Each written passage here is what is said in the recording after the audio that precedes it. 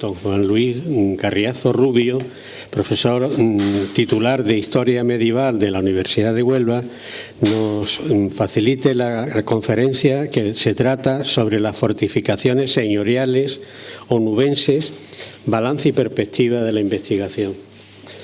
Juan Luis Carriazo Rubio es profesor titular de Historia Medieval de la Universidad de Huelva, donde lleva a cabo sus tareas docentes y de investigación desde 1995.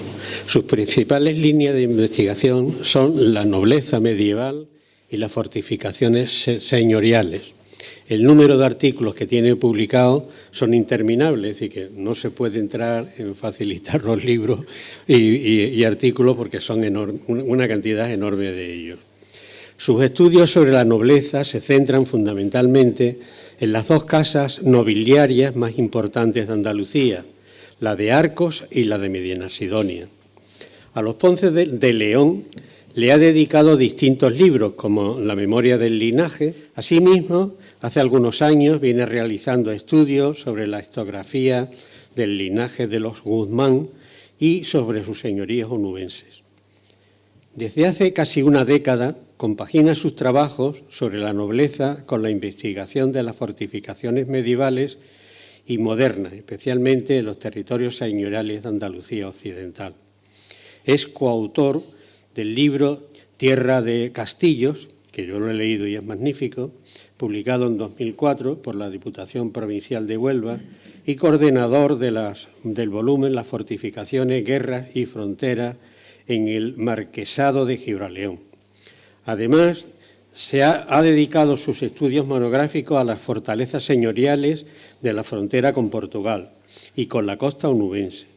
Ha participado activamente en el Plan de Arquitectura Defensiva de Andalucía como responsable de la complementación del inventario de fortificaciones de la provincia de Huelva y como asesor histórico de distintos proyectos de la musealización de producciones audiovisuales.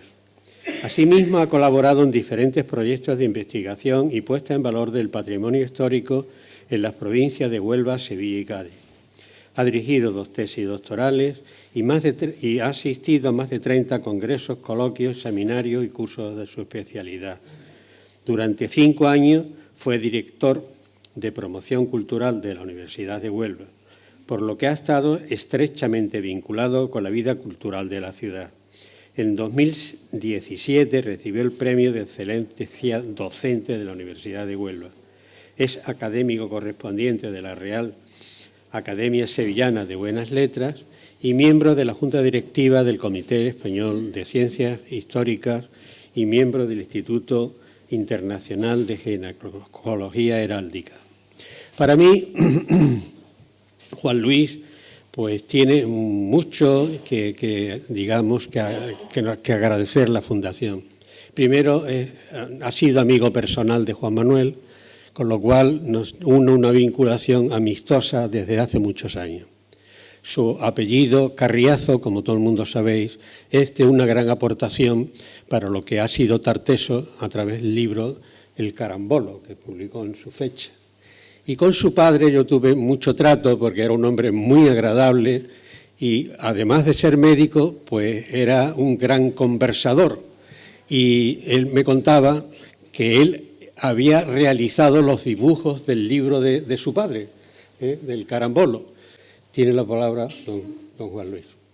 Pues muchas gracias a la Fundación por su invitación para estar hoy aquí compartiendo la próxima hora con todos ustedes y hablando de un tema que bueno, con el que tengo pues cierta familiaridad. Agradezco al presidente de la Fundación, en fin, muy cordialmente las palabras que tiene hacia mi padre, que hace ya casi 25 años que falleció, y yo me acuerdo mucho también de Juan Manuel Flores Jimeno, con el que compartí pues muchos ratos de nuestra juventud y de nuestra adolescencia hace ya también algún tiempo, con lo cual pues para mí es muy grato estar aquí esta tarde en una actividad de la fundación que lleva su nombre, pues para hablar de un tema con el que digo que vengo familiarizándome desde hace ya también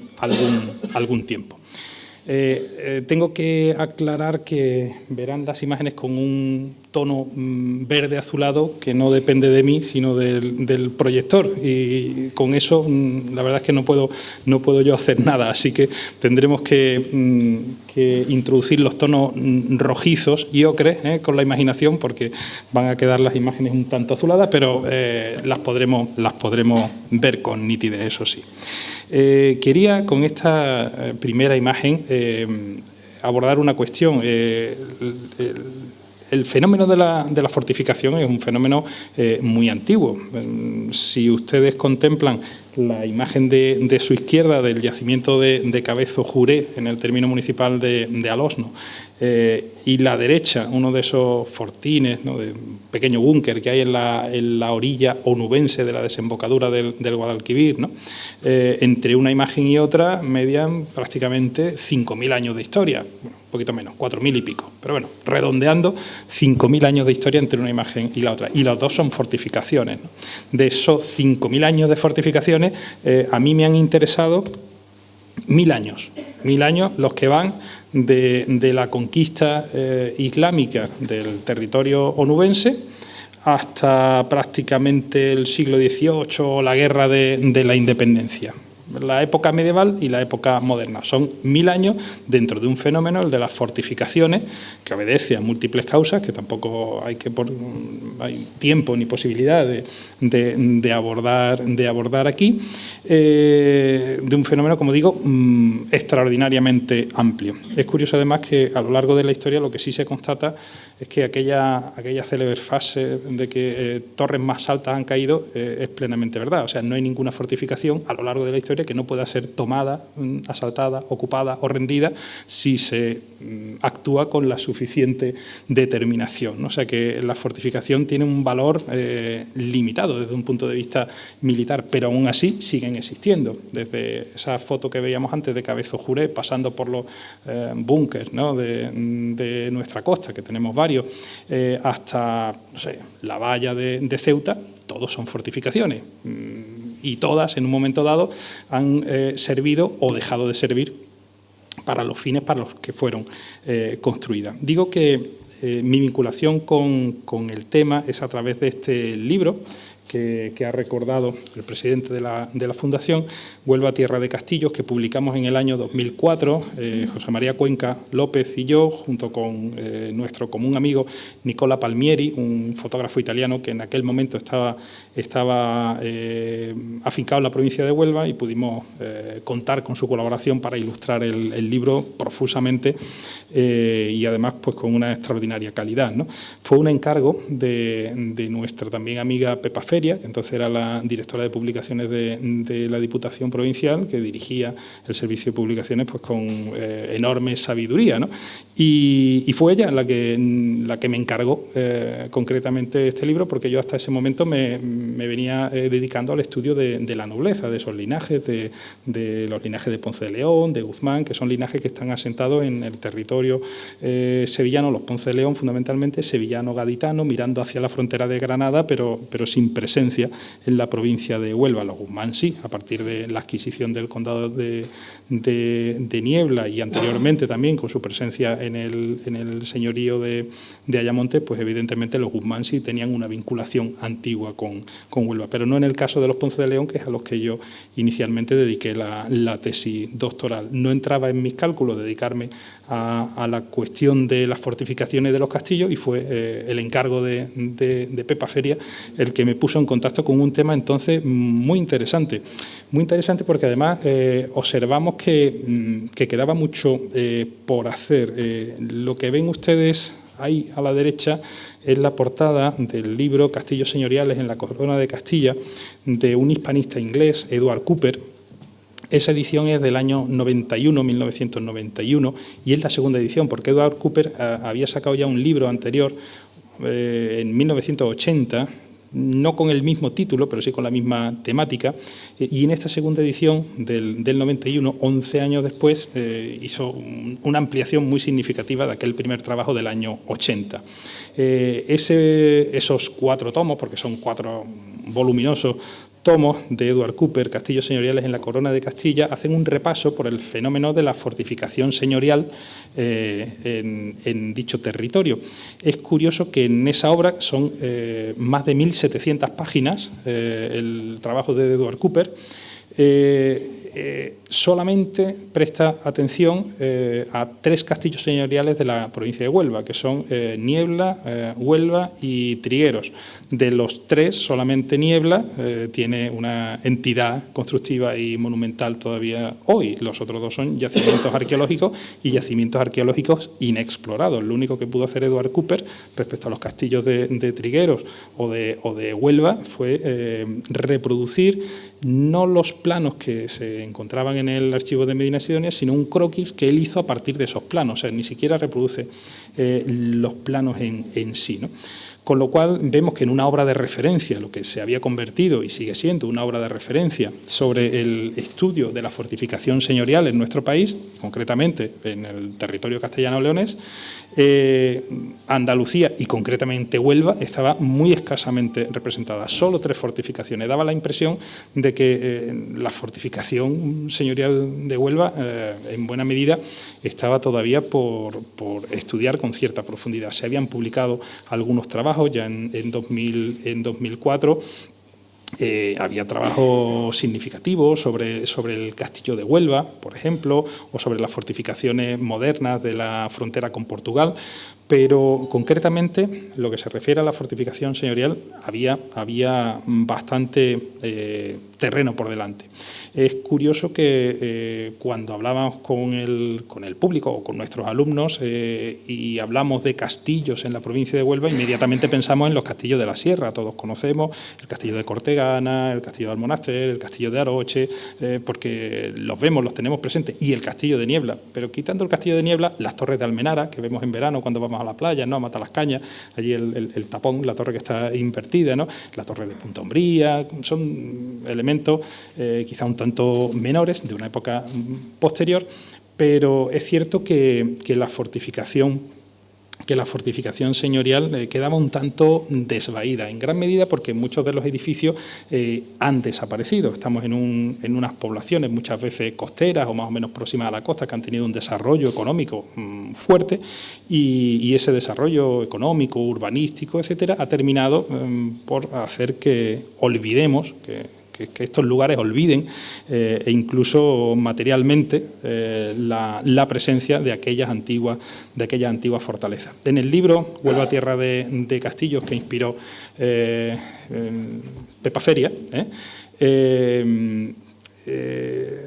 digamos que estudiábamos las fortificaciones, como digo, medievales y modernas en 5 apartados. Las fortificaciones islámicas, las fortificaciones de la conquista y de la banda gallega, que son fortificaciones reaprovechadas, mantenidas o construidas de nuevo por el Concejo de Sevilla, y que es el conjunto, el gran conjunto, las fortificaciones de la Sierra, ¿no?, lo que nosotros cuando hablamos de castillos de Huelva tenemos en mente, son fundamentalmente esos castillos. Las fortificaciones señoriales eran uno de los 5 apartados y después las torres de Almenara y las fortificaciones de época moderna, de los siglos XVI y XVII, en la raya con Portugal, ¿no? Pues de ese capítulo central del libro, que son las fortificaciones señoriales, es de lo que yo me proponía hablarles aquí esta tarde. Evidentemente, no reproduciendo lo que ya escribimos en el libro, porque, por fortuna, la ciencia avanza, que es una barbaridad, como decían, ¿no? La ciencia avanza y en estos 15 años que han transcurrido desde que publicamos el libro ha habido muchas aportaciones importantes, fundamentalmente desde el campo de la arqueología, de la investigación arqueológica, pero no solo desde la arqueología, también desde la investigación documental con fuentes de archivo, con lo cual especialmente ese capítulo de las fortificaciones señoriales del libro, si en algún momento se hiciera una segunda edición, habría que reestructurarlo y aportar muchas cosas. Y no solo lo que sabemos nuevo de estos últimos 15 años, sino lo que estamos seguros que vamos a saber en los próximos 3, 4, 5 años. Entonces, de esa situación en la que nos encontramos ahora mismo es de lo que yo quería hablarles a ustedes, ¿no? Si hablamos de fortificación señorial, es cierto que las primeras fortificaciones señoriales en la provincia de Huelva son fortificaciones dependientes de órdenes militares. Tengan ustedes presentes que algunos años antes de la conquista de Sevilla, la conquista de Sevilla se produce en 1248, pues en 1238-39, estamos hablando de 10 años antes de la conquista de Sevilla, caballeros portugueses, hospitalarios y santiaguistas están ocupando las primeras plazas, todavía musulmanas, evidentemente, de lo que, andando el tiempo, será Huelva, ¿no?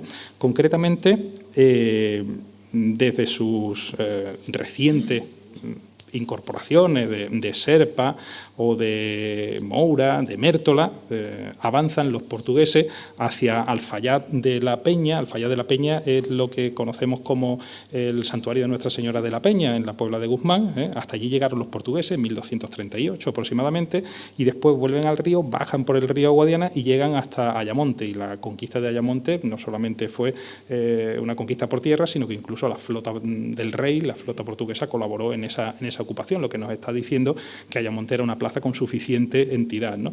Es interesante esta información indirecta que nos proporciona la conquista sobre la mayor o menor entidad que podían tener esas plazas en época islámica, porque es cierto que carecemos en muchas ocasiones de fuentes para conocer cómo eran esas localidades en época islámica. Lo que ven ustedes aquí, todos estos puntos en el norte de nuestra actual provincia, son los castillos de la sierra, los castillos de la banda gallega. Y esto que no está sombreado es el término de Arroyomolinos de León. Arroyomolinos de León se llama de León porque formaba parte de la provincia de León y de la encomienda de Segura de la Orden Militar de Santiago. Con lo cual, primeros territorios señoriales en la provincia serían esa pequeña esquinita, ¿no?, de la provincia leonesa de la Orden Militar de Santiago en el norte de la sierra, y la donación que hace el rey de Portugal, Sancho II, a los caballeros, a la Orden Militar de Santiago, a la parte portuguesa de la Orden Militar de Santiago, de esas recientes conquistas que acaban de realizar de Alfayat de la Peña y de Ayamonte. Esas fortificaciones son entregadas a caballeros de la Orden Militar de Santiago, que las retendrán en su poder durante poco tiempo, porque si entre 1240-50 los portugueses se dedican a conquistar el Algarve, y lo dejan ya en el 50 básicamente completamente conquistado, la conquista de Andalucía pues todavía durará bastante. Niebla no ha caído todavía en manos cristianas. Hasta el año 1262 Niebla no será conquistada por Alfonso X el Sabio, con lo cual en la segunda mitad del siglo XIII se produce lo que conocemos como la cuestión del Algarve. La cuestión del Algarve es fijar la frontera. Hay que establecer la frontera entre Castilla y Portugal, y esa frontera sabemos que fue variando. Sabemos que hubo distintos tratados en la segunda mitad del siglo XIII. Concretamente fue muy importante el Tratado de Badajoz de 1267.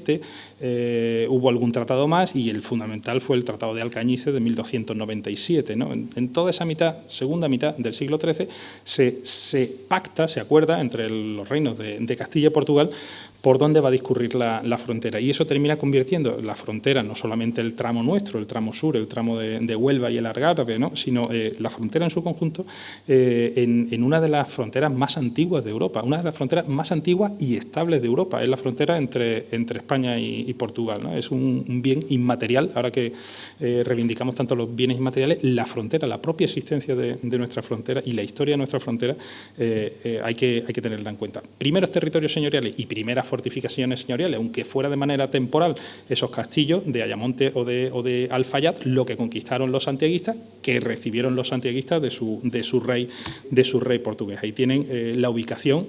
No vemos nada, aunque si subiéramos encontraríamos todavía algún resto de la antigua fortificación detrás de la ermita de la Peña, y ahí marcado levemente, porque al cambiar el color no se observa muy bien, este es el parador de turismo, el parador nacional de turismo de Ayamonte, que se construyó en la misma ubicación que tenía el castillo. De hecho, se dinamitó el castillo para construir el parador nacional, ¿no? No se podía haber construido al lado, ¿no? Había que hacerlo encima del castillo, ¿no? La ubicación desde luego, la vista desde esa ubicación es fantástica, ¿no?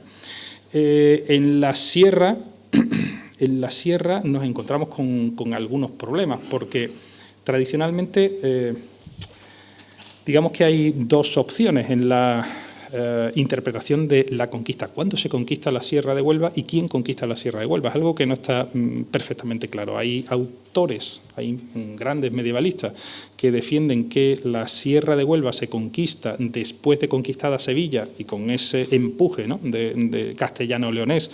Después de la conquista de Sevilla se incorpora la Sierra de Huelva a Sevilla, y hay otros autores que defienden, y la arqueología y los hallazgos arqueológicos y la interpretación de las últimas investigaciones arqueológicas parece que van apuntando en esa línea, a que previamente a la incorporación de nuestra sierra al alfoz de Sevilla hay una primera presencia portuguesa, posiblemente de la Orden del Hospital, ¿no?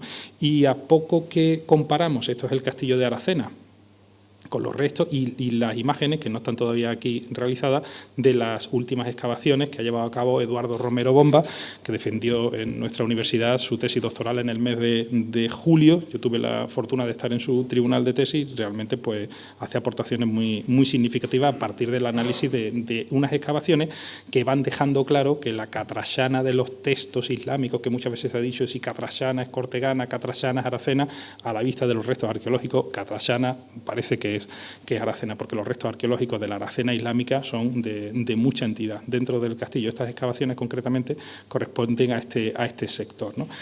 Aquí pueden ver el croquis del castillo que hizo nuestro añorado Francisco Gómez Toscano, compañero de la Universidad de Huelva, y desaparecido hace relativamente poco tiempo. En el croquis que hizo Paco Gómez vemos el sistema constructivo que es muy parecido, como ven ustedes aquí, al del Castelo de Noudar, de la zona portuguesa. Básicamente es el mismo esquema. O sea que podríamos estar pensando que caballeros de órdenes militares, concretamente hospitalarios portugueses, tendrían una presencia en Aroche o en Aracena previa a la incorporación al Concejo de Sevilla. De hecho, ya en Aracena se está aprovechando con ese eslogan turístico de territorio hospitalario, no solamente hospitalario porque la gente de la sierra lo son por naturaleza, sino hospitalario en recuerdo a la Orden del Hospital, a los sanjuanistas, con este caballero sanjuanista acá. Almonaster la Real es una fortificación islámica, pero también fue una fortificación señorial o una fortificación en territorio señorial, porque Almonaster la Real se la concedió el rey Alfonso X el Sabio al arzobispo de Sevilla en 1279, y hasta el siglo XVI Almonaster y Zalamea van a ser señorío del arzobispo de Sevilla. Igual que la Sierra de Cazorla, el adelantamiento de Cazorla era señorío del arzobispo de Toledo. Son los dos grandes señoríos eclesiásticos de Andalucía, uno en la zona occidental y otro en la zona oriental, ¿no?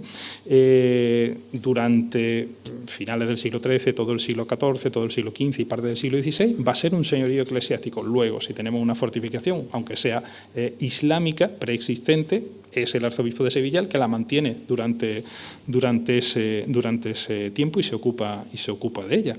Ya en el siglo XVI, los vecinos de Almonaster y Zalamea recuperan su condición de gentes de realengo y exhibirán con mucho orgullo ese apellido de Almonaster la Real y Zalamea la Real, porque vuelven al realengo previo pago de una suma interesante. Bueno, es cierto que tenemos esas fortificaciones durante determinado tiempo de dependencia de órdenes militares. El caso de Almonaster, que es una fortificación islámica, pero que durante un tiempo estuvo también vinculado a un señorío eclesiástico. Pero a mí lo que me interesan sobre todo, y lo que yo quiero dedicar este rato, es a las fortificaciones señoriales vinculadas al linaje nobiliario, a la nobleza. Como decíamos, personalmente es mi tema de investigación, la nobleza bajo medieval, la nobleza de los siglos XIII, XIV y XV, y ahí confluye ese encargo del libro de los castillos que me hizo Pepa Feria con lo que venía siendo mi mi línea de investigación y además dentro del conjunto de las fortificaciones onubenses pues me sigue pareciendo que es un conjunto de castillos que necesitan todavía de algunos estudios importantes, especialmente como veremos en el caso de algunas de esas fortalezas. Lo que tienen en la imagen es el mapa de los señoríos de Huelva a finales de la Edad Media. No siempre fue así. Hubo territorios que se señorializan antes, otros que se señorializan después. Algunos que cambiaron de mano a lo largo del tiempo, otros que son muy estables.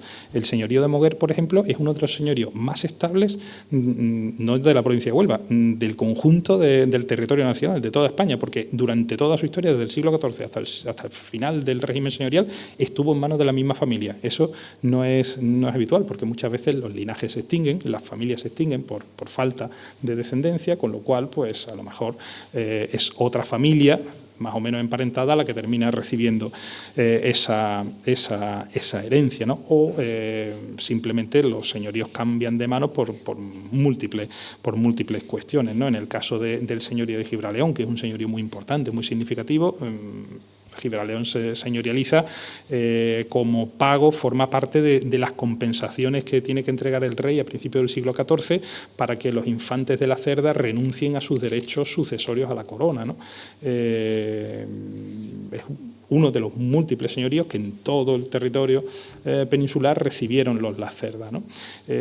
Estuvo en manos de los Lacerda durante un tiempo, cambió de manos después, a mitad del siglo XIV, finalmente en el siglo XV lo vemos en manos de los Zúñiga o Estúñiga, y ya serán los Zúñiga o Estúñiga, los señores de Gibraleón, tan conocidos, los marqueses de Gibraleón en el siglo XVI, XVII, XVIII, ¿no? Es habitual que los señoríos cambien de mano. O el caso de Ayamonte, por ejemplo, que lo hemos visto en manos de los caballeros santiaguistas portugueses, después vuelve a la corona, después se hace con ese territorio Guzmán el Bueno, quedará en manos de los Guzmán, pero en el siglo XV los Guzmán, la propia familia se lo deja a un segundón, al señor de Lepe y Ayamonte, don Alfonso de Lepe, vuelve a la rama principal, es nuevamente enajenado y sacado de la rama principal para otro segundón una generación después, con lo cual los señoríos pueden ir cambiando de manos en el tiempo. Tenemos también en imagen el enorme señorío de Niebla. Niebla es un caso hasta cierto punto extraordinario, porque las grandes ciudades del Bajo Valle del Guadalquivir, ¿no?, permanecieron siempre en manos de la corona, en manos del rey. Bueno, esto sería matizable, ¿no?, porque incluso ciudades tan importantes como Sevilla, Cádiz o Jerez tuvieron también sus momentos de señorialización, entre comillas. Sevilla, por ejemplo, en los últimos años del reinado de Enrique IV, 1471-74, vivió una tremenda guerra nobiliaria y el jefe, el dueño de Sevilla en aquel momento era el duque de Medina Sidonia. Nunca fue duque de Sevilla, pero sí es verdad que sus contemporáneos e incluso cronistas de otros reinos, de Portugal, por ejemplo, se refieren al duque de Medina Sidonia como el duque de Sevilla. Nunca existió un título de duque de Sevilla en época medieval. Sería inconcebible. Sevilla es una de las grandes ciudades del reino y Sevilla es del rey. Pero el que mandaba en Sevilla era el duque de Medina Sidonia. Por eso digo que podríamos hablar casi de una fase de señorialización de facto, ¿no?, en el caso de Sevilla. Jerez de la Frontera estuvo ocupada por el marqués de Cádiz entre el año 71 y el año 77. O sea, son 6 años en los que el que manda en Jerez de la Frontera es el marqués de Cádiz. La propia ciudad de Cádiz fue ocupada por el marqués de Cádiz en la Navidad de 1466-67 y la retuvieron los Ponce de León en su poder hasta 1493, o sea que estamos hablando de casi 3 décadas, y en este caso la ocupación fue sancionada por un documento real, o sea, el rey Enrique IV, viendo que la había ocupado, se la cede al marqués de Cádiz y de hecho el título de marqués de Cádiz lleva asociado esa ciudad, ¿no? Pero lo normal es que, salvo estas situaciones extraordinarias, ¿no?, de momentos en los que el poder real está en sus cotas mínimas y son los nobles los que mandan en Castilla, lo normal es que las ciudades, las grandes ciudades, son del rey. En el caso de Niebla, tiene una fase de realengo durante el siglo XIII y durante buena parte del siglo XIV, pero en 1368 el rey decide entregársela al linaje de Guzmán con el título de condes. El título de conde de Niebla es muy significativo también, muy importante, porque es, si no el primero, el segundo título nobiliario que se concede en Castilla a una familia que no forma parte de la familia real. Los títulos de conde, marqués, duque, hasta esa fecha de 1368 se le concedían a los miembros de la familia real, a los infantes, ¿no?, a los familiares del rey, pero no a otros nobles, ¿no? Con lo cual el conde de Niebla fue, ya digo, si no el primero, el segundo que consiguió un título sin ser familia del rey. Ya en el siglo XV proliferarán los títulos, y en el siglo XVI o XVII incluso se comprarán y se venderán, pero en el siglo XIV llegar a ser conde, marqués o duque era muy complicado. Bueno, pues ese es el panorama señorial, ¿no? Podemos ir repasando los señoríos y ir viendo qué sabemos y qué podemos saber sobre las fortificaciones de esos lugares. Solamente hacer un apunte. Lo que tienen ustedes en imagen es el mapa de la Andalucía del Guadalquivir, de la Andalucía conquistada en el siglo XIII, hacia 1280, o sea, ya finales del reinado de Alfonso X.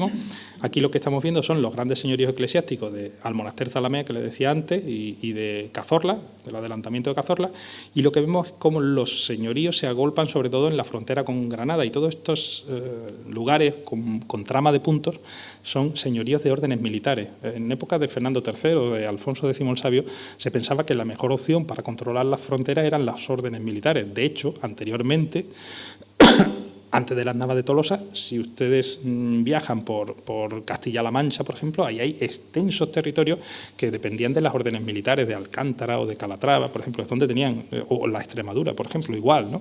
Santiago, tenía Alcántara, tenían extensísimos territorios, ¿no? O incluso la Orden del Temple también tenía territorios en el sur de Extremadura, ¿no?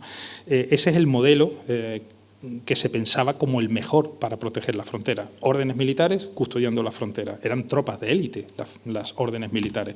En cambio, unos años más adelante, 1350, finales del reinado de Alfonso XI, lo que vemos es que la situación ha cambiado por completo. Aquí ya el color naranja es el que identifica los territorios de órdenes militares, pero lo que va triunfando es el color azul. El color azul es el de los señoríos nobiliarios, que es lo que se está imponiendo en Andalucía y sobre todo y especialmente, como ven ustedes, en nuestra costa, en la costa de Huelva y en la costa de Cádiz. Prácticamente en 1350 casi toda la costa es ya propiedad de señores, de nobles, que se han hecho de una manera u otra, a veces por compra, a veces por concesión real, pagando servicios militares o servicios diplomáticos, se han hecho con esos territorios. Hay que decir que el señor no es propietario de las tierras, el señor tiene una serie de derechos sobre las tierras, no se convierte en el dueño de la tierra tiene sus dueños, los propietarios de las tierras siguen siendo propietarios de las tierras, pero digamos que se introduce una figura intermedia entre la población y el rey, que es el señor, que tiene derecho a cobrar impuestos, por el hecho de ser señor y a percibir algunos de los impuestos que de otra manera irían al rey, en este caso se quedan en manos del señor, no todos, pero una serie de impuestos. A cambio tiene una serie de obligaciones también. Tiene obligaciones militares, tiene obligaciones de protección de la población, tiene una función de justicia también, el señor imparte justicia en su territorio, dicta normas, etcétera. Eso es un señor, no es el señor, no es el dueño de toda la tierra, no es el dueño de la tierra, no es el propietario de la tierra, pero sí que tiene una serie de derechos. No piensen ustedes tampoco en las figuras estereotipadas de los nobles o de los señores que vemos muchas veces en las películas inspiradas por la literatura de época romántica, ¿no? Donde el señor es un malo malísimo, ¿no? Es un explotador feudal que se ceba sobre sus vasallos con aquello del derecho de pernada y todo ese tipo de cosas que muchas veces tienen más de ficción que de otra cosa. Estos señores están interesados porque haya una prosperidad económica. A ellos son señores que señorío jurisdiccional, no es un señorío solariego, es un señorío que si hay actividad económica, si se compra, se vende, se pagan impuestos. Si se pagan impuestos, el señor los cobra. O sea, que al señor le interesa que haya dinamismo económico. No piensen ustedes en los señores feudales del siglo XI, de otras zonas de Europa o de otras zonas de la península. Son gente de una mentalidad, desde luego, económica, pues mucho más avanzada, acorde con su época, ¿no? En el señorío de Ayamonte, por hacer un repaso, lo que nos encontramos son 4 fortificaciones: la de Ayamonte, que fue conquistada por los portugueses; la de Lepe, que sabemos que existió, por documentación sabemos que en el Terrón hubo una torre, donde está el puerto del Terrón, y la Redondela da la impresión de que hubo también una fortificación de la cual no tenemos testimonio gráfico. De Ayamonte sí, tenemos fotos de finales del siglo XIX, como esta. Esto es un individuo, con lo cual están viendo ustedes la entidad que tenían los restos que se demolieron para construir el parador, ¿no? Esta foto es inmediatamente anterior de la torre del homenaje, inmediatamente anterior a la construcción del parador. Se podía haber conservado, pero no se conservó. Si tenemos los planos, extraordinarios planos que se hicieron en el siglo XVIII, que nos permiten identificar las distintas zonas de la fortificación. Esta es la fortificación antigua y estos son elementos que se incorporan con posterioridad, durante el siglo XVI, XVII sobre todo. La frontera, a partir de la sublevación de Portugal de 1640, la frontera con Portugal va a ser un territorio militar muy problemático, con lo cual se hacen nuevas fortificaciones. Como decía, aquí se pueden identificar las partes de esa ciudad vieja de Ayamonte, intramuros, e incluso se pueden poner en relación con la documentación que conocemos del siglo XV e incluso con alguna cantiga de Alfonso X el Sabio. Hay una cantiga ubicada ahí en Ayamonte que habla de una iglesia vieja con una campana, cual convenga o consello, cual conviene, como conviene al concejo, que podríamos identificar con esta iglesia que vemos en la zona sur de la ciudad vieja, ¿no? De Lepe tenemos un croquis que se conserva en el archivo de Simancas. No se ha hecho excavación nunca en el solar del castillo de Lepe, que yo sepa, con lo cual no hemos visto ningún rastro arqueológico, ni un ladrillo del castillo, pero tenemos el croquis, sabemos cómo era, y algún documento que también nos habla del castillo. En la Redondela he podido recoger alguna noticia oral de gente que recuerda haber jugado cuando niño en una torre, que incluso me han señalado la ubicación de la torre, en este sector, en este pequeño promontorio que vemos aquí, pequeña meseta, que se demolió pues en los años 60, igual, pues porque había que hacer una calle y la torre estaba en medio, no se podía haber hecho la calle un metro más para allá, había que tirar la torre. En este borde de esa pequeña meseta, hace 12 años, 14 años aproximadamente, todavía se veían esos restos constructivos que quizá podríamos poner en relación con esa fortificación. En el señorío de Gibraleón tenemos una serie de fortificaciones antiguas del siglo XIV que están jalonando el camino. Básicamente el señorío de Gibraleón, los señores de Gibraleón desde un primer momento se dan cuenta que lo más importante que hay allí es el camino que comunica las zonas de Portugal con Niebla y con Sevilla, ¿no? Con lo cual ese camino generará bastantes tensiones. El cobro de los impuestos por pasar mercancías por ahí generará bastantes tensiones, concretamente con Niebla.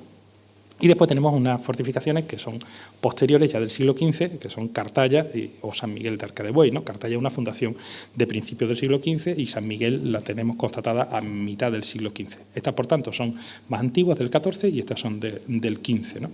En el caso de Sanlúcar de Guadiana ya veremos que pensábamos que era un castillo del siglo XVI. Todavía cuando hicimos el libro en 2004, lo que barajábamos eran las fechas del siglo XVI, y la arqueología, después de hecho el libro, la arqueología ha demostrado que dentro del castillo del XVI había una fortificación del siglo XIV, con lo cual es uno de los hallazgos interesantes de la arqueología medieval en nuestra provincia. Y estas fortificaciones, que sacaron en los años 90 unas prospecciones arqueológicas, en las cuales también participó Francisco Gómez Toscano, hemos podido después identificarlas con unos topónimos de Malpica y Mira, concretamente, en esta publicación que también sacó la Diputación Provincial de Fortificaciones, Guerra y Frontera en el Marquesado de Gibraleón. De Gibraleón tenemos el castillo, ¿no? Que todos hemos visto por fuera y que la gente de Gibraleón pues tanto aprecia, las siluetas, ¿no? de esa torre. La gente de Gibraleón durante mucho tiempo no sabía qué había dentro del castillo. Yo recuerdo haber hecho en el año 2006, creo recordar, unas primeras jornadas de historia del Marquesado de Gibraleón, que conocieron 3 ediciones, y proyectamos una visita al solar del castillo, y se nos apuntó mucho público de Gibraleón, porque gente ya con 60, 70 años que decían que nunca habían podido entrar en el solar y que tenían muchísima curiosidad por saber qué había dentro. Nosotros, para el libro, como el alcalde entonces de Gibraleón no nos dejaba entrar a ver el solar, ¿no? Porque había un problema de si querían hacer ahí un centro cultural y tal, y había una serie, habían metido las excavadoras y, en fin, Cultura había parado afortunadamente aquel desmán, pues tuvimos que subirnos a la torre de la iglesia aledaña y desde la torre de la iglesia hacer la foto para poner en el libro y que se pudiera ver lo que había en aquel solar. Todavía no teníamos drones en aquella época, o si los había, los tenía el ejército norteamericano. Nosotros, desde luego, no teníamos drones para hacer fotos aéreas sin permiso, ¿no? Esta foto es de hace pocos meses, del mes de mayo. Ya se han hecho a lo largo del último año intervenciones arqueológicas, ya podemos ver lo que hay es lo que hay. O sea, no podemos tener el palacio de los Zúñiga, de los marqueses de Gibraleón, pero al menos sí su traza, y podemos a partir de ahí hacer unas proyecciones volumétricas y saber cómo estarían repartidos. Evidentemente hay que hacer un ejercicio de imaginación para, a partir de ese basamento, ¿no? de los muros, imaginarse lo que fue el esplendor de esa corte señorial de Gibraleón, a la que acude Góngora, por ejemplo, a principios del siglo XVII, que tenía buena amistad con el marqués de Gibraleón, ¿no? En San Bartolomé de la Torre tienen ustedes la torre de San Bartolomé antes y después de la restauración que se hizo. A la gente, por lo visto, no le gustó mucho, ¿no? Estaban acostumbrados a la imagen del fantasma, ¿no? De la imagen inferior, y cuando le devolvieron una torre más parecida a lo que fue en su momento, pues la verdad que perdió mucho, ¿no? Perdió mucho el monumento, pero hay que conservar las cosas, si no se terminan cayendo. Lo bueno es que para esa intervención arquitectónica se hizo un estudio arqueológico que demostró que la torre no era, como en alguna ocasión incluso llegó a figurar en cartelería, una torre púnica, una torre cartaginesa, ¿no? Que era una torre del siglo XIV, ni siquiera islámica, según las excavaciones. En Villanueva de los Castillejos, en el Pie Castillo, se intervino también, se hizo una excavación, no completa, pero para delimitar el perímetro de la fortaleza, que pueden ver aquí, con una planta bastante peculiar. Y esta es la imagen de cerca de lo que queda de esa fortificación. Es un enclave interesantísimo, porque ahí tenemos el límite señorial entre el marquesado o el señorío de Gibraleón al sur y el señorío de Niebla al norte, con lo cual es un punto de fricción de esos señoríos, que explica la presencia de dos poblaciones tan próximas, ¿no? del Almendro y Villanueva de los Castillejos, que pertenecen a dos señoríos distintos. Y además ahí, aparte de la fortificación de Pie Castillo, tenemos el Castillo de Castro, tenemos un punto, digamos, muy interesante para el estudio de la lógica de estas fortificaciones señoriales. Y Sanlúcar de Guadiana, que les decía a ustedes que es uno de los grandes hallazgos de la arqueología medieval en la provincia de Huelva en las últimas décadas. Esta es la imagen de Sanlúcar de Guadiana antes de las intervenciones arquitectónicas. Así es como lo vimos nosotros, como lo visitamos en el año 2003, cuando hicimos la fotografía del libro que apareció en 2004. Este es el aspecto que tenía las dependencias del castillo de Sanlúcar. Desde luego invitaban a todos, menos a la visita. La Junta de Andalucía, la Delegación de Cultura, decidió intervenir en Sanlúcar de Guadiana, y así es como lo podemos ver. Ya no está tan blanco el castillo, ya ha llovido algo, aunque poco, en los últimos años, pero bueno, lo suficiente como para que ya no esté tan reluciente como aparece en esta foto del Plan de Arquitectura Defensiva de Andalucía.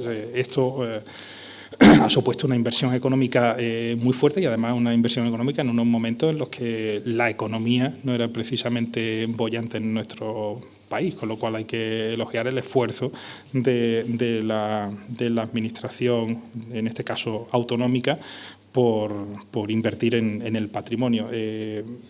Lo interesante es que para hacer la restauración se llevaron a cabo una serie de intervenciones arqueológicas previas que nos permitieron, como decía, constatar que bajo los muros que nosotros veíamos, cubiertos de hierbas, pues habían otros muros anteriores, ¿no? Del 18, del 17, hasta llegar a este muro que ven ustedes aquí señalado, que es un muro que en la cimentación mostró la existencia de unos hallazgos numismáticos de monedas de época de Alfonso XI, de mediados del siglo XIV, con lo cual nos íbamos a una fortificación de época bajo medieval, a una fortificación del siglo XIV. Sucesivamente sobre ese muro del XIV se levantan los muros del XVI, del XVII, del XVIII, etcétera. Pero digamos que la fortificación medieval está embutida dentro de un fuerte que en el libro de Guillermo Duclos, por ejemplo, del año 2002, que después haremos alusión, un gran libro también publicado por la Diputación Provincial sobre la fortificación en la provincia de Huelva, en este caso en los siglos XVI y XVII, todavía se daba el castillo de Sanlúcar como de época de Felipe II, segunda mitad del XVI. Cuando se hicieron estos trabajos se vio que dentro de las torres circulares habían unas torres cuadradas más antiguas, que se habían ampliado con esa forma circular. Las intervenciones primero de José Antonio Linares y después de Jesús de Haro y Elena Lobo permitieron ver cómo iba variando esa fortificación de Sanlúcar de Guadiana y adaptándose a las nuevas necesidades, sobre todo a las necesidades artilleras, de manera que no solamente teníamos un fuerte canónico del siglo XVI, XVII y XVIII, sino que teníamos la fortificación del XIV y además las distintas fases de evolución de esa fortificación, mostrando, por tanto, un ejemplo de fortaleza de transición interesantísimo, de los más interesantes que tenemos no solamente en la provincia de Huelva, sino en el contexto de Andalucía occidental, ¿no? En el caso de Sanlúcar de Guadiana tenemos además, como dato interesante, la existencia de iconografía antigua. Este es el libro de la fortaleza de Duarte de Armas, de 1509, donde aparecía aquí en un extremo una referencia al Castelo Bello, de Sanlúcar de Guadiana, que nos hizo pensar si estaba en una ubicación distinta al fuerte de San Marcos. Finalmente la arqueología demostró que no estaba en una ubicación distinta, estaba dentro del fuerte de San Marcos, ¿no? Esto es un documento ya tardío del siglo XIX, pero que me parecía a mí bastante evocador. Es el sello del Ayuntamiento de Sanlúcar de Guadiana, en un documento del siglo XIX, se conserva en el Archivo Histórico Nacional, y aquí vemos cómo los vecinos y el Ayuntamiento de Sanlúcar, en el siglo XIX todavía, exhibía con orgullo el recuerdo de ese viejo castillo, ¿no?, sobre el promontorio que domina la población, y vemos aquí estos barcos surcando el río como lo hacen hoy las embarcaciones de recreo en Sanlúcar, ¿no? Aquí ven la imagen actual de Sanlúcar con la fortaleza de San Marcos dominando el pueblo, dominando el río, controlando el río e incluso proyectándose al territorio portugués aledaño de Alcoutín. Si subiéramos río arriba, llegamos a la presa del Chanza, nos metemos en el actual embalse, llegamos a este promontorio y justo en este promontorio tenemos un par de fortificaciones, una aquí y otra aquí, que son esos castillos de Malpica y Mira, que habían aparecido en prospecciones superficiales, no se han excavado, pero salieron en prospecciones superficiales en los años 90. No se sabía muy bien a qué respondían. Aurelio Pérez Macías, como hipótesis, planteó la posibilidad de que fueran castillos de los señoríos limítrofes. Ahí estaba, igual que en el Almendro, Villanueva de los Castillejos, aquí hay otro punto de fricción entre esos señoríos de Gibraleón y de Niebla, y además con el dato interesante de que por ahí iba el camino que conectaba con Portugal, con lo cual es un punto también estratégico, ¿no?, y documentación a la que pudimos acceder en Villanueva de los Castillejos, y agradezco a Pepa Feria, que está aquí presente, que nos indicara la existencia de esa documentación en su día, pues permitió poner nombre a estos castillos. Sabemos, en esos documentos del siglo XV nos decían que había 2 castillos de Malpica y Mira que correspondían a los 2 señoríos de Niebla y de Gibraleón. La arqueología nos decía que ahí había 2 castillos sin nombre, con lo cual le pusimos esos nombres a los castillos. No quiere decir que la arqueología dentro de X tiempo nos diga que en vez de 2 hay más castillos y ahora tengamos que ver qué castillo es el de Mira y qué castillo es el de Malpica, pero a fecha de hoy podemos ponerle los nombres de Malpica y Mira temporalmente a esas fortificaciones que sabemos que existen, que no se han excavado, pero que por los restos en superficie parece que son de cronología medieval. Tenemos en el mismo señorío de Gibraleón los castillos de Cartaya y San Miguel, que son, como decía, del siglo XV, de principios del XV el de Cartaya. Aquí lo ven antes y después de la restauración. El efecto que tienen las restauraciones sobre las fortificaciones es muy notable y muchas veces la población necesita un tiempo para acostumbrarse al cambio que experimenta el edificio con la intervención, ¿no? En el caso de Cartaya, pues hace un par de años estábamos celebrando el cumpleaños del castillo, ¿no? Ahí ven ustedes la cartelería, 6 siglos de fortaleza, son 600 años de castillo. Por lo menos en Cartaya tienen su castillo, pueden disfrutarlo, pueden utilizarlo para cuestiones culturales, ¿no? En el caso de San Miguel de Arca de Buey, pues antes de la crisis, la especulación que sufren los lugares de costa y sobre todo pues lugares tan maravillosos como el Rompido hizo que se proyectara la construcción de una gran urbanización y de un gran hotel, de manera que esta foto es del año 2003, me parece, que hice esa foto, y lo que vemos hoy en el lugar es esto. Esta es la foto actual, o sea que ha cambiado bastante aquello. Se hicieron 4 campañas de excavación, con lo cual este edificio que ven ustedes aquí se identificó como el antiguo castillo de San Miguel de Arca de Buey, que sería el castillo más simple del mundo, simplemente 4 tapias, no tenía ni siquiera un camino de ronda para poder defenderse, y de hecho los arqueólogos desconocían la documentación histórica. Se conserva documentación histórica en el Archivo de la Nobleza, y en el libro de Huelva Tierra de Castillos publicamos esto, que es un proyecto de obra para construir en uno de los lados del castillo un camino de ronda, por lo menos para poder asomarse, porque lo único que podían hacer los vecinos de San Miguel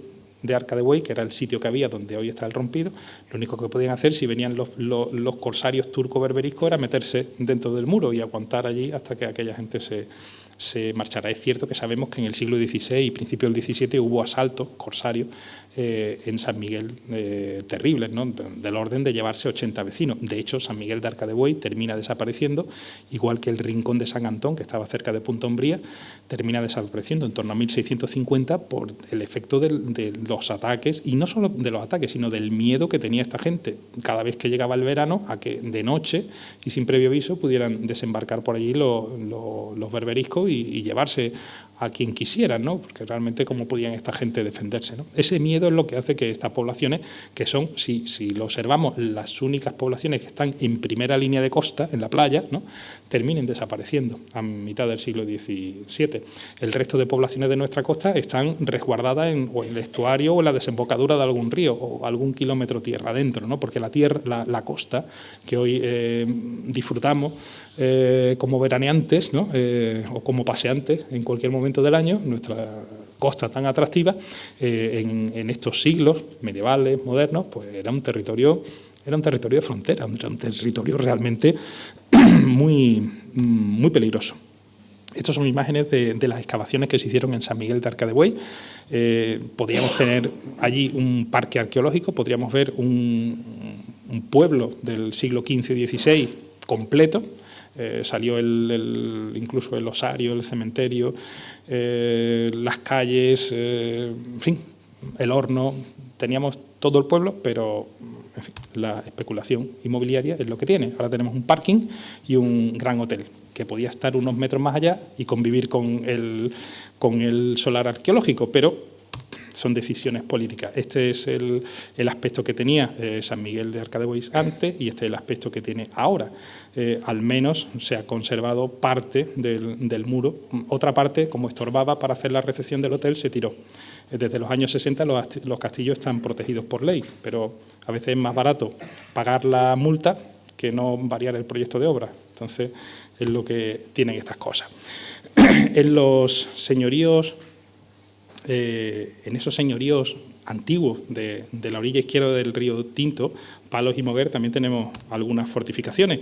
En el caso de Palos, no es, como ven ustedes, la fortificación mejor conservada, no es la fortificación más grande de la provincia, pero posiblemente sea la fortificación a fecha de hoy mejor estudiada de la provincia, porque bueno, ya con el impulso de la Expo del 92 se empezaron a realizar allí trabajos arqueológicos. En el año 89 yo recuerdo que, en fin, mi primera participación en una excavación arqueológica, la primera vez que yo fui a una excavación arqueológica como estudiante fue en el Castillo de Palos, ¿no? Y fue en el año 89, con lo cual en el 89 se estaba trabajando allí y prácticamente casi que todavía hoy se sigue trabajando allí. O sea que el Ayuntamiento de Palos tiene recursos económicos y los ha destinado al conocimiento, al mejor conocimiento del yacimiento. Los trabajos arqueológicos dirigidos por Juan Manuel Campos, el profesor Campos Carrasco de la Universidad de Huelva, pues han dado como fruto publicaciones como las que tienen del año 96 o la más reciente del año 2014, Puerto Histórico y Castillo de Palos de la Frontera, porque no solamente se ha estudiado el castillo, sino también el puerto histórico aledaño, ¿no? Además, la primera, la del año 96, fue una publicación ambiciosa porque no solamente se hacía el estudio de digamos, el yacimiento arqueológico de los restos constructivos, sino también se hacía un estudio geomorfológico del entorno, y aquello fue un estudio pues muy bien proyectado, ¿no? En el caso de Moguer también se realizaron excavaciones más concretas y puntuales que en el caso de Palos de la Frontera, pero hay algún trabajo publicado. Sabemos mucho menos sobre el castillo de Calañas, el castillo de la Sierra del Morante, por ejemplo, que todavía está pendiente de un estudio arqueológico más o menos amplio, y ya estamos en territorio de niebla, ya nos hemos metido en el territorio de niebla, que paradójicamente, a pesar de ser el señorío más importante, el señorío más amplio, es el que peor conocemos en cuanto a sus fortificaciones. Y no solo estas fortificaciones pequeñas, bastante mal conocidas, por ejemplo, en Lucena, la torre del Bosque, la fortaleza del Bosque, todavía queda algún resto constructivo susceptible de estudio, ¿no? Esas fortificaciones menores son un capítulo pendiente de la investigación, pero es que el gran castillo de Niebla sigue siéndolo, ¿no? El Alpizar, en Paterna del Campo, sigue pidiendo a gritos una intervención arqueológica. Necesitamos saber si esto es una fortificación islámica o si es una fortificación mudéjar, ya cristiana. Sí se han excavado en las inmediaciones del castillo algunas tumbas hispano-musulmanas, andalusíes. Hay restos constructivos romanos alrededor del castillo, pero necesitamos saber si esa fortaleza del Alpizar es islámica o es ya cristiana, y solamente la arqueología nos lo puede decir. O el castillo de la Nicoba o del Cortijo de la Torre en San Juan del Puerto está ahora mismo en una dehesa de Toro Bravo, con lo cual la visita no es muy factible, pero es un yacimiento arqueológico también interesantísimo, con restos desde la antigüedad hasta época medieval, ¿no? Lo mismo, necesitamos saber la cronología de ese castillo, y eso nos lo tiene que decir la arqueología, pero hay que hacer también una investigación de archivo para intentar ponerle nombre, igual que hicimos con los castillos de la frontera del Chanza. Hay que intentar ponerle nombre a estos castillos. Cuando digo ponerle nombre, no me refiero solamente a su denominación histórica, sino a saber quién lo construyó y por qué lo construyó. Fue una construcción, si es una fortaleza cristiana, es una fortificación ordenada por un señor. ¿Por qué señor? ¿En qué territorio señorial? Este castillo está realmente en un vértice en la confluencia de varios territorios señoriales, de Huelva, de Gibraleón y de Niebla, con lo cual es un punto también interesantísimo, pendiente de estudio, ¿no? Huelva. Todos sabemos que en el castillo que en el Cabezo de San Pedro hubo un castillo, eso no se le oculta a nadie, pero nadie ha visto el castillo. No sabemos a fecha de hoy qué se conserva del castillo de Huelva. Tenemos planos como este croquis del Archivo General de Simancas del siglo XVII, o este plano más detallado del Archivo de Medina Sidonia del siglo XVIII, que nos identifica las distintas estancias, sabemos cómo era el castillo.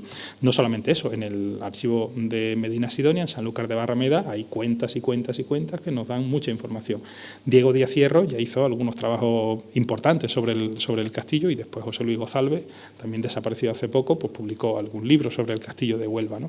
Pero es una fortaleza que requiere de un estudio arqueológico cuando se pueda, lógicamente porque es una propiedad privada, cuando se pueda habrá que hacer un estudio arqueológico y habrá que complementar el estudio histórico pues de manera mucho más ambiciosa con la documentación señorial, con la documentación de Medina Sidonia. Aquí vemos una evocación de ese castillo en el libro de Huelva Ilustrada de Juan Agustín de Moranegro y Garrocho, 1761. Ya en esta fecha, Moranegro, como no puede ver el castillo tal cual fue, se lo tiene que imaginar, ¿no?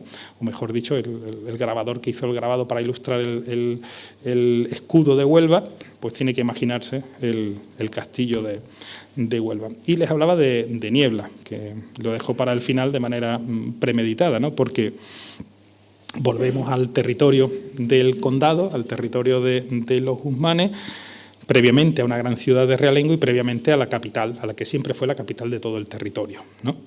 Ahí ven ustedes el conjunto monumental de Niebla en una vista aérea con esos tonos verdosos que no son premeditados, sino que nos los impone la tecnología, pero bueno, se adivina, ¿no? Ven ustedes ese perímetro amurallado, que es un caso prácticamente único de cronología de almohada, desde luego, en la península ibérica, ¿no? Y que, bueno, pues nos emparenta con otros grandes conjuntos fortificados peninsulares, como piensen ustedes las murallas de Ávila, las murallas de Lugo, pues las murallas de Niebla también están ahí, ¿no? Porque se conservan enteras. Pero Niebla no solamente son sus murallas que existen desde la antigüedad, ¿no? Estas son las intervenciones que hizo Francisco Gómez Toscano en el tramo de muralla que hay a la derecha, saliendo a la derecha de la Puerta de Sevilla. Lo que ven aquí son bastiones de la época del Bronce final. O sea que nos vamos prácticamente al 1000 a.C. y desde el 1000 a.C. sobre esas fortificaciones protohistóricas se levantan las sucesivas murallas de Niebla, ¿no? Niebla es como nuestra Troya, ¿no? Nuestra Troya legendaria es Niebla, ¿no? Muchas veces, hablábamos antes de Tarteso, y muchas veces nos perdemos en buscar la mítica Tarteso, como Schulten en el Coto de Doñana, que es maravilloso y mágico. El gran núcleo arqueológico de la provincia de Huelva es Niebla, y Niebla todavía no está completamente aprovechada como merece desde un punto de vista arqueológico y cultural. Niebla todavía esconde muchos secretos, ¿no? Ahí vemos, por tanto, las murallas con una colección de puertas, además de libros, ¿no? La Puerta del Agua, la Puerta del Buey, la Puerta de Sevilla, etcétera, y con ese perfil de sus murallas completamente conservadas. Pero lo que a nosotros nos interesa aquí es el Alcázar. El Alcázar es un gran castillo, el mayor castillo. Hombre, tenemos el castillo de Cumbres Mayores en la Sierra, que también tiene una extensión importante, pero como fortificación esta es mucho más compleja, ¿no? Posiblemente el castillo más importante, podemos decir, sin lugar a dudas, de la provincia de Huelva, y uno de los castillos más importantes, por tanto, de Andalucía y de todo el territorio nacional, de España, ¿no? Es en este castillo prácticamente hasta hace unos meses no se ha hecho arqueología. De este castillo no tenemos un libro todavía que nos ilustre sobre su historia. De hecho, este verano pasado hemos estado investigando en el archivo de Medina Sidonia para de aquí a poco ya poder tener un libro sobre el castillo de Niebla, y actualmente está trabajando, ha terminado ya la semana pasada, creo, la primera fase de las intervenciones arqueológicas, Miguel Ángel Tavales, que es el arqueólogo que ha trabajado brillantísimamente durante todos estos últimos años en el Alcázar de Sevilla, y es quien está liderando el equipo arqueológico que está trabajando en en Niebla, y otro gran especialista en fortificaciones a nivel nacional e internacional, que es Fernando Cobos, arquitecto restaurador premiado internacionalmente, también está ahora mismo implicado en el conocimiento del castillo de Niebla, ¿no? Con lo cual, si Niebla ha estado completamente olvidada, es cierto que Niebla dependía del Ministerio, y hace poco tiempo el Ministerio transfirió, digamos, la gestión del castillo, del Alcázar, a la Junta de Andalucía, y tenemos la suerte de que en nuestra provincia, en cuanto al estudio de fortificaciones, prácticamente es pionera, ¿no? El Plan de Arquitectura Defensiva de Andalucía prácticamente arranca con el impulso de la provincia de Huelva. Tenemos aquí como responsable a Juan José Fontevilla en la Delegación de Cultura de Andalucía, que ha hecho mucho y bien por las fortificaciones de toda la provincia, desde las Torres de Almenara hasta los castillos de la Sierra, que hoy conocemos muchísimo mejor.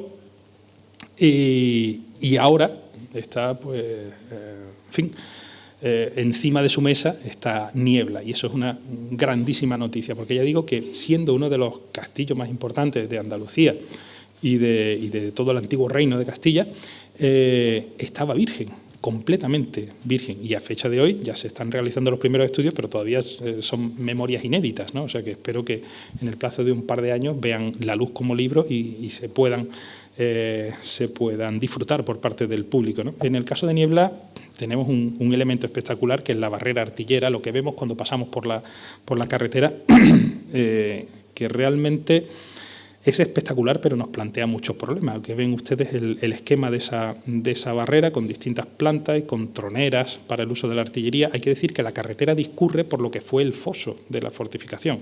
Las intervenciones arqueológicas que se han realizado hasta la semana pasada, que estaban allí trabajando los arqueólogos, han permitido ver que alrededor del castillo, por fuera del castillo, pero por dentro de la población también, hay un foso de unos 10 metros de anchura y unos 5 metros de profundidad. O sea que cuando se pueda, que ojalá se pueda, recuperar parcialmente ese foso, a lo mejor en algunos tramos, la imagen que vamos a ver del castillo de Niebla no tiene nada que ver con lo que vemos hoy. Es que vamos a ver 5 metros más de castillo, con lo cual la imagen del castillo va a ser completamente distinta y muy impactante dentro de no mucho tiempo, ¿no? Y eso me parece una noticia excelente, ¿no? Porque lo que tenemos a fecha de hoy, eso sí, una colección de imágenes antiguas, pues no solamente evocadoras, sino bastante instructivas, ¿no? Lo que ven las dos de la izquierda son fotos que hizo Rodrigo Amador de los Ríos cuando se encargó del catálogo monumental de la provincia de Huelva entre 1890. Estos son fotos de en torno a 1890, y después en 1909 siguió trabajando sobre la cuestión. Estos son otras fotos de otros momentos, y tenemos incluso, pues, planimetría de la época de la Guerra de Independencia. Y decía, tenemos la documentación del archivo de Medinasidonia. Este es el depósito, uno de los depósitos del archivo de Medinasidonia en Sanlúcar de Barrameda, en el Palacio Ducal. Y bueno, decir solamente que es posiblemente el archivo privado más importante de Europa. Se estima que puede haber del orden de 6 millones de documentos, 6 millones de documentos en ese archivo, ¿no? O sea que pueden hacerse ustedes una idea de lo que supone investigar ahí. Tenemos muchos datos. Esto que ven acá son los volúmenes que hizo la duquesa Roja, Luisa Isabel Álvarez de Toledo, al que todos conocen popularmente como la duquesa Roja. Luisa Isabel Álvarez de Toledo, a lo largo de 10 años, revisó la documentación de su archivo, hizo un inventario manuscrito que tiene 20 tomos, y cada tomo tenía, creo que del orden de 500 páginas, en fin, son miles y miles de páginas manuscritas, el inventario no exhaustivo del archivo, que es lo que tenemos para guiarnos y poder investigar allí. Estos son cuentas relativas al castillo de Niebla. Bueno, simplemente hay que entretenerse en leerlo. Ahí están los pagos que se han hecho a los albañiles, que se ha comprado, sabemos, no sé, la noria que se instaló en el castillo, quién trajo la madera, quién la cortó, de dónde eran los carpinteros, cómo se llamaba el burro que movía la noria, lo sabemos prácticamente casi todo. Sin embargo, hay otros elementos del castillo que que nos están dando bastante más problemas, especialmente esa barrera artillera que mira hacia la carretera, que en este plano de 1615, también del archivo, no aparece. Y ese es un grave problema que hay que solventar con las excavaciones y las interpretaciones que produzcan las excavaciones arqueológicas, ¿no? Porque aquí ven ustedes la barrera artillera que vemos hoy y aquí ven ustedes el perfil que aparece en el plano de 1615. Aquí, por ejemplo, este baluarte debería estar aquí y no está. Aquí hay otro que ha desaparecido porque sabemos que se cayó, que se perdió, y ya en 1615 estaba muy afectado y en muy mal estado, ¿eh? Pero aquí hay todavía muchas claves que hay que investigar. O sea que no lo sabemos todo, no, ni mucho menos, que sabemos todavía muy poco del castillo de Niebla, del más importante de nuestros castillos señoriales y del más importante de los castillos de la provincia de Huelva. O sea que esto no es una historia ni mucho menos terminada, pero por eso mismo es una historia pues mucho más apasionante, ¿no? Aquí ven ustedes, por ejemplo, concretamente lo que se refiere a la barrera artillera, esta imagen de 1846 de una publicación del Cuerpo de Artillería del Ejército. Vemos que sí aparece el baluarte. Aquí en 1890 la foto de Rodrigo Amador de los Ríos ya no está, esto está muy maltratado por el tiempo.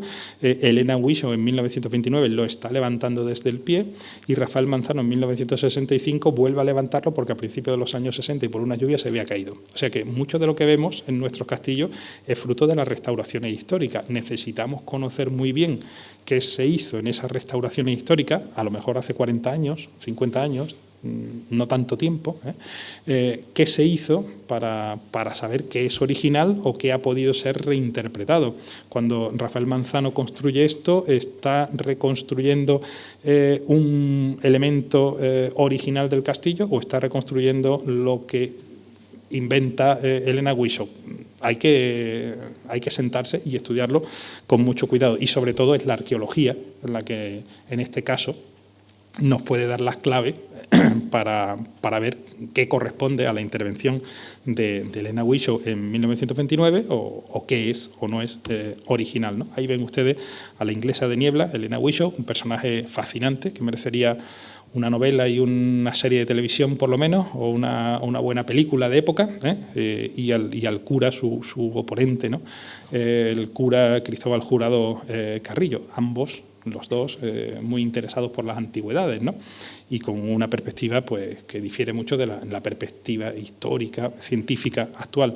Fíjense ustedes, y traigo solamente un texto. Este está sacado de una publicación del año 35 de Cristóbal Jurado, el mosaico de apuntes históricos de la ciudad de Niebla para uso de las escuelas dedicado al pueblo de Niebla. O sea, esto es lo que debían leer los escolares de Niebla en aquella época. Y dice cosas como estas, ¿no? Y fíjense la imagen que transmite en 1935, justo antes de nuestra guerra civil, y es un sacerdote el que firma el libro, aunque el texto no lo firma el sacerdote, pero sí lo recoge.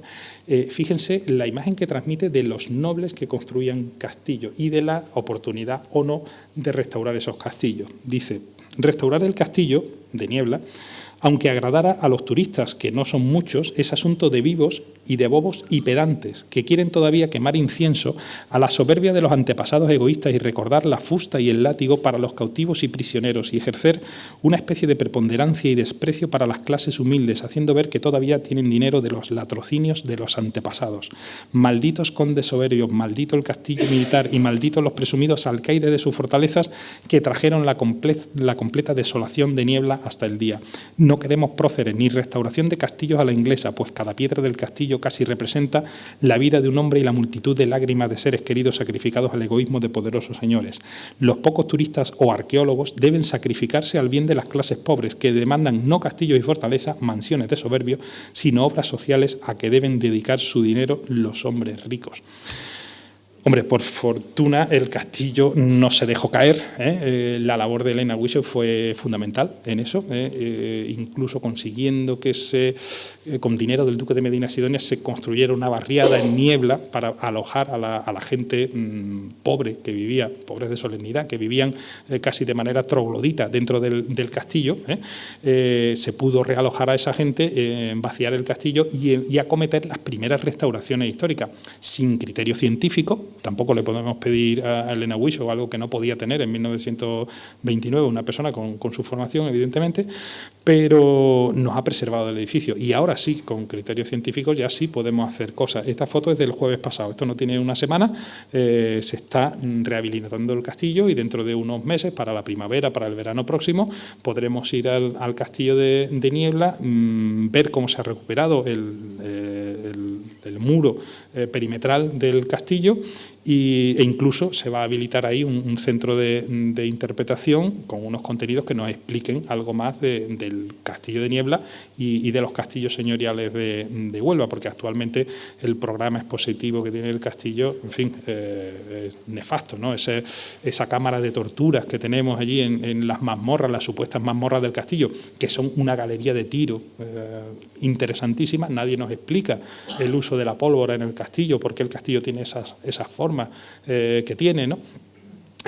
Simplemente vamos a lo morboso y vacío, ¿no? Sin ningún sentido histórico de esos supuestos elementos de tortura habilitados en esa supuesta, que no lo es, mazmorra, ¿no? Ahora no, ahora ya vamos a poder conocer el castillo de Niebla gracias a la intervención de la Junta de Andalucía, ¿no? Pues con mayor seriedad. Simplemente como epílogo, de alguna manera podríamos considerar también señoriales otras fortificaciones. Me refiero a las torres de Almenara. Todas las torres que hay en la costa de Huelva no fueron construidas por iniciativa de los señores. De hecho, los señores no querían construirla. De hecho, algunos señores pusieron pleito contra la corona porque no querían construirla, porque sabían que no iban a servir para nada, como no sirvieron, evidentemente, las torres de Almenara para frenar el fenómeno del corso y la piratería. Pero es cierto que se construyeron en territorios señoriales y es cierto que los nobles tuvieron la obligación de subvencionar en buena parte su construcción. En el archivo de Medina Sidonia, por ejemplo, se conservan muchas cuentas, muchos detalles económicos de cómo se construyeron las torres que se levantaron en la costa de Doñana. Si queremos estudiar esas torres, tenemos que acudir a la documentación de Niebla. Diputación de Huelva, que en esto de los castillos de Huelva pues siempre ha llevado, en fin, la vanguardia de la publicación y de la investigación, publicó ya hace tiempo el libro clásico de Luis de Mora Figueroa sobre las torres de Almenara de nuestra costa. Esta es la segunda edición del año 2002, pero el libro es anterior, del año 1981, ¿no? Es un libro básico para el estudio de estas fortificaciones, pero bien es verdad que Luis de Mora, que ya hizo un trabajo extraordinario, sobre todo utilizó la documentación real, la documentación del archivo de Simancas, la documentación señorial, no solamente de Medina Sidonia, también del señorío de Gibraleón o también de otras ubicaciones, nos ha arrojado pues nuevos datos que hemos podido aprovechar en las últimas décadas y que podrían seguir siendo aprovechados, ¿no? Incluso para conocer mejor torres que hoy no se conservan, como la de Marijata, que estaba en el Caño de la Culata, en la zona del Portil, o la Torre de Morla, que estaba en la zona de Mazagón, por ejemplo. Hoy sabemos que esas torres se llegaron a edificar, porque tenemos datos de archivos que nos dicen, independientemente de que veamos o no veamos el edificio, sabemos cómo se construyeron y hasta qué punto llegaron a estar construidas, ¿no? Y ahí la labor de dos compañeros de mi grupo de investigación con los que he podido trabajar, que son Antonio Mira y Juan Villegas de Cartaya, pues la verdad que con ellos hemos podido hacer trabajo muy interesante sobre las torres con la documentación, ya digo, señorial. Ahí ven algunas de esas torres, la de Canela en Ayamonte, la del Catalán en Lepe, la de Punta Umbría o la torre de La Arenilla en Palos de la Frontera junto a la refinería, ¿no? O la tan fotogénica del río del Oro, lo que quedaba de la Torre de las Perillos. Esta es la foto que sacó Luis de Mora Figueroa para su libro del año 61, la sacó inmediatamente antes, en los años anteriores, finales de los 70, o la de Matalascaña, que también conocemos. Ya digo, esto es una iniciativa real, pero construida en territorio señorial y con dinero, en buena medida, de los señores y con oposición de los señores. Las torres del Coto, Carbonera, San Jacinto o la ya caída Torre de Zalabar. Todavía Luis de Mora, a finales de los 70, la vio levantada y no hace mucho tiempo pues la torre se vino abajo, se cayó. Si no consolidamos, si no mantenemos los edificios en pie, se terminan cayendo porque, lógicamente, sufren el paso del tiempo, ¿no? Aquí, ya de cronología un poco posterior, vemos el Hornabeque del Socorro en Ayamonte, que es lo único que queda visible del antiguo castillo. No forma parte del castillo, ya esto es una fortificación de época moderna, del siglo XVII, para las guerras con Portugal. Lo vemos aquí, muy próximo al castillo medieval de Ayamonte. Estos son proyectos que no llegaron nunca a realizarse. Lo estudia muy bien Guillermo Duclos en su libro La fortificación de un territorio, que publicó nuevamente Diputación Provincial en el año 2002, magnífico libro. Incluso, como ven ustedes, el elemento de la portada, el dibujo que utilizó como imagen de portada Guillermo, es este, ¿no? Este proyecto que nunca llegó a realizarse. Guillermo Duclos ahí, como es arquitecto y sabe dibujar estas cosas, pues hace levantamientos a partir de estos planos de cómo habrían sido esas fortificaciones de haberse llegado a construir. No se llegan a construir, esta en Ayamonte, por ejemplo, o esta en la Puebla de Guzmán. Lo que existía en el fuerte o castillo de la Puebla de Guzmán es este. Fíjense ustedes lo que se proyectó en algún momento llegar a hacer y no se hizo. De haberse hecho, tendríamos en territorio señorial, eso son fortificaciones también en territorio señorial, pero no debidas a la iniciativa de los señores, sino ordenadas desde la corona, y por esa coyuntura de guerra con Portugal, pues tendríamos grandes fortalezas del siglo XVII o del siglo XVIII en territorios señoriales, que no se llegaron a hacer. Afortunadamente, en nuestra época hay proyectos que tampoco se han llegado a hacer. Esta es la maqueta que hay en la Gerencia Municipal de Urbanismo del proyecto para construir un nuevo castillo de Huelva sobre el Cabezo de San Pedro. Si levantamos un nuevo castillo de Huelva sobre el Cabezo de San Pedro, lo que no vamos a poder ver son los restos arqueológicos. Lo que hay que preservar, lo que hay que estudiar, conservar y preservar y visitar son los restos originales del castillo original. Construir un castillo nuevo no puede nunca sustituir al original, ¿no? Aquí vemos además, pues bueno, las edificaciones que están cercando los cabezos y que están motivando la queja de buena parte de la ciudadanía de Huelva y asociaciones. Desde mi facultad, mi departamento y el centro de investigación al que pertenezco, pues también nos hemos sumado a esa denuncia para que, en fin, en Huelva nuestros cabezos sigan siendo una seña de identidad y una seña visible, que no quede oculta por las construcciones modernas, ¿no? Aquí vemos este edificio, era solamente un proyecto, ya existe, ¿no? Pero hay otros edificios que todavía no, y a lo mejor se podrían parar y revertir lo proyectado, ¿no? O algún otro proyecto megalómano, ¿no? Como aquello que hace unos años se anunció, que se iba a hacer un gran puente colgante desde la punta del Sebo hasta Punta Umbría, pasando por encima del castillo de Saltés. Con lo cual eso sería un elemento perturbador, no solamente para el yacimiento de Saltés y para el castillo de Saltés, sino para toda la marisma de Lodiel, ¿no? No solamente en el siglo XVIII se imaginaban proyectos megalómanos, que en algún caso, y sobre todo los contemporáneos, pues afortunadamente no se llevan a la práctica, ¿no? Y en otras ocasiones, pues a lo mejor habría que parar si todavía estamos a tiempo, porque evidentemente el patrimonio es de todos, debemos disfrutarlo todo y tenemos que pensar también en legarlo en las mejores condiciones posibles a quienes vengan después de nosotros, ¿no? Tenemos que disfrutarlo, tenemos la posibilidad, el derecho e incluso la obligación de disfrutarlo, pero siempre pensando en que tenemos que intentar que siga siendo patrimonio en el futuro, ¿no? Así que muchísimas gracias a todos por su paciencia y atención.